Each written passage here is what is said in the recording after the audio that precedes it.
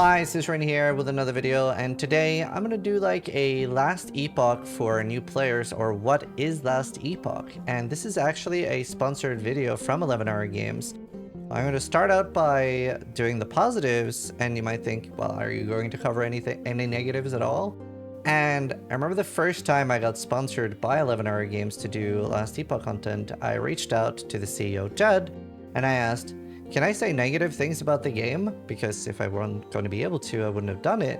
But his response was really good. He said, Ziz, you can drag the game on stream and you can say as much negative stuff about it as you want, because we want to make a good game and we want to improve on all the bad things.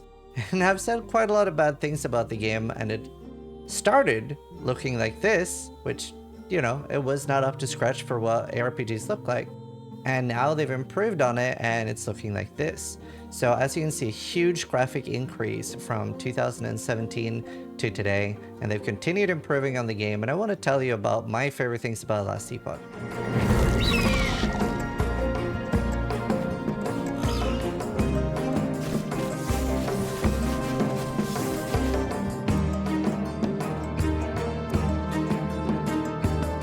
We'll start off with, for a lot of players, it hits a really good sweet spot between Path of Exile, which might be too complicated for a lot of people, and Diablo 4 that might not end up with enough stuff in the game to do. It's a really perfect sweet spot between those games. A really good thing about Last Epoch is you don't necessarily need a guide to be able to do the in-game content, and the skill trees themselves are a lot more intuitive. So what do I mean by that? Well, each skill has its own skill tree, so you only need to process and read what's in that skill. You don't need to look at like a few hundred nodes and try to seem entirely lost in that. The passive tree is also easier to respec, and only parts of it unlock at a time, so that makes it a lot easier to figure out what to take when you're getting points. The subclasses that you unlock later, which in Last Epoch is called masteries, you can finally respec between later, making it a lot less of a permanent choice. The only permanent choice you're making is the base classes. So let's start with a quick overview of like different builds available for you. Sentinel has a lot of traditional warrior class builds like Cyclone, Big Slams, and Paladin abilities like Blessed Hammer from Diablo 2. Rogue can do fast shadow attacks, traditional bow builds, and a very unique summoner class, the Falconer, which is pretty unlike anything I've seen in an ARPG. Mage has your traditional fire, lightning, and cold builds, and like a hybrid combat mage, combines attacking with abilities enhanced by magic. The Rune Master, however, is particularly interesting. If you played Dota, it is very similar to Invoker. You're basically gaining new spells on the fly. The Primalist, which is generally my favorite, is a really cool druidic summoner. Whether you want wolves, bears, saber-toothed tigers, or even rabid squirrels, they've got you covered. You can also do more elemental spell builds, but on top of that, you have different shape-changing builds available to you, like bear form, spriggan form, even swarmblade form. Ever wanted to be an insect? Now you can. Finally, the Acolyte offers traditional necromancer summons as well as fire and brimstone builds. It even lets you turn into a lich and kill things. Very hands-on. There are a lot of builds here for anyone, but once you've picked a build, you have to gear it. So how does Last Epoch approach gearing? So if you go to any streamer's chat and ask even random people in their chat what their favorite thing about Last Epoch is, a lot of people are going to say gear. Because Last Epoch has very deterministic gear while still managing to make dropped loot actually interesting. Now, a lot of this goes hand in hand with the item filter. So identification is not a thing in this game. You're never going to have unidentified gear. If you hover over something, you'll know exactly what it does. And because of that, you can highlight or hide anything you would like very quickly in this game, as it has a very sturdy built-in item filter. You can find shards on the ground, and you can find gear that has the crafting stats you want, break it down, and then use it in future crafts. But you could technically, from an item you find on the ground, get every stat to level 5 for a total of tier 20. However, there are tier 6 and tier 7 mods that are drop only. These are purple, called exalted items. They're drop only, so you cannot craft these. Now, there are new crafting runes coming this season that makes for some exceptions to this, but we don't yet know the drop rate, so I'm not going to cover that here. But really cool that items you find on the ground are actually very important for you. But what game is complete without unique items? Last Epoch is both set items as well as unique items, and in this game you're actually going to be able to break down set items and combine them with rare gear. But the coolest thing in Last Epoch is that uniques have something called legendary potential. Let me break it down for you. An item can drop with between 0 and 4 legendary potential. The rarer the item, the rarer the amount of legendary potential. In an endgame dungeon, you can combine an exalted item with a legendary potential unique and turn it into your very own legendary item. So if a unique has 2 legendary potential, it's going to pick 2 random stats from the exalted item and combine them. You get to keep all the stats that was already on the unique, but 2 of these will be at random from the exalted item. And a big change in the upcoming patch is that when you're doing the Jolra dungeon at the 2nd level, you're able to choose one exalted stat to put in a 1 LP item. And that means that if you have a legendary potential 4 unique, all of the affixes on the exalted item are going to transfer over. The base is still going to be the one from the unique item, but as you can see, there's some real potential for some chase items here. And yeah, if you're wondering, you can find multiple tier 6 or tier 7 on the same item.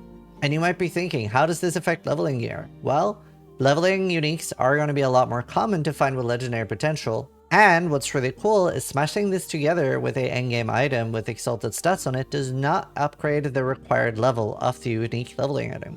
That means that you can create insane leveling gear for your new characters, and a lot of people find going through the campaign really boring, and this really alleviates that. Now you might be thinking, oh my god, another ARPG where I have to do the campaign repeatedly? That's another part, you don't. Even on your first character, there's a lot of alternative campaign skips. So they basically let you start on the endgame as early as level 15, and I, on hardcore, usually enter around level 32. There is a choice in the game if you want to be the trading faction that comes with an auction house and aims to make trading easier for the player, or a pseudo solo self-found faction which increases your drop rates and makes it easier to target farm the items that you want. Trading between friends, even on this solo self-found faction, is still doable. So everything that you drop while playing with somebody you can gift to the other player, which means that you can both be playing with these increased drop rates together. The endgame is getting a huge overhaul this patch, and a lot of people feel like last Epoch has been a little bit lacking here, so hopefully that is going to be a very welcome change. It is going to feature more random things to encounter while doing the endgame echoes, and the echo system does let you chase down the loot that you're interested in and gives you a lot of player agency. You're then making your way through the monolith system, which has a bunch of bosses and has endgame harbingers, which eventually leads to a super endgame boss called Aberoth. With this patch adding even more bosses and points of interest in the monolith system, there should not be a shortage of stuff to do. So for $35, this is a pretty solid game. You might be wondering, do I have to buy stash tabs or anything like that? No, all of that is bought with in-game gold that you grind each season. The in-game purchases are purely cosmetics, things like changing the way abilities look, changing portals, and giving you new cosmetics of what your character wears. And like I said at the start, even though this is a sponsored video, I have no problems with pointing out the negative things. So let's start out with the auction house. The auction house is sadly one of the worst things I have experienced and really needs a lot of work. Now, it is still the most powerful way to gear, but it is very cumbersome to go between all the different vendors, and it does not have a central hub, so you end up wasting a lot of time, and honestly, it just feels quite clunky and just not that good. Also, leveling up the trading faction did take a very long time when I was trying it. Now, part of this is probably because I was hardcore, but I definitely will not be doing the trading faction until it gets an update. But if you do try the find your own gear faction, you'll see why it's universally loved and why a lot of people are asking if Path of Exile will ever have something similar for their solo self-found mode. Another thing that I would classify as a downside is how long it was since the last update. It was 7 months, but thankfully they clarified in the last interview with me that they're hoping to have a patch out every 4 months, making it a lot more predictable to like throw into your ARPG cycle. I've also had issues with long load screens, and around launch they did have their share of server issues. They were, however, really good at giving updates very often what was going on, and did finally fix it. But that was definitely a big issue. A really good thing though is for all of those issues, the game does have an offline mode, so if everything else goes to hell, you can always play in the offline mode even if you don't have internet access, which is a huge plus of the game, while can be used to counter some of the downsides. And the biggest downside that I'm hoping is fixed by this patch is that past 200 or past 400 hours, it was starting to be a lot less stuff to do in the end game, and you would get bored definitely around that time. So hopefully this patch lets you go beyond those and really grind out your heart in this ARPG. Anyway, this is a sponsored video, so make sure you check out the comments, see if people agree with me or disagree, and you'll probably have a lot of different opinions in the comments as well. They'll help make your opinion on whether this is a pickup or something you should leave and wait. But either way, thanks for watching, sub if you liked the video, but more importantly, try to die less than I do.